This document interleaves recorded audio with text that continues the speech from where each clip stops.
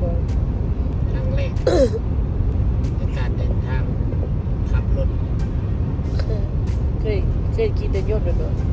เคยขี่เป็นเงินเคยไปทางยนต์บัดนี้ไปทางรถเบิ่งเป็นบ่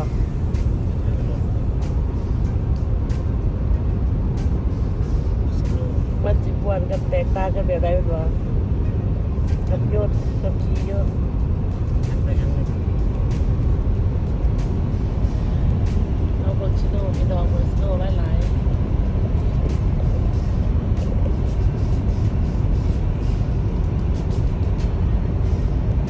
นะ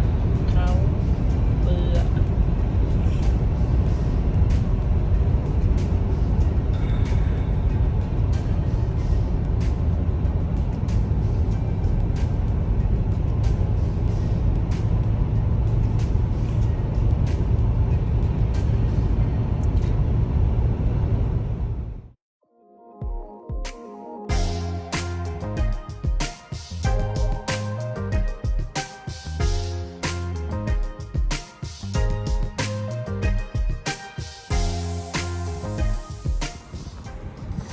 สบายดีตอนเช้าพี่น้อง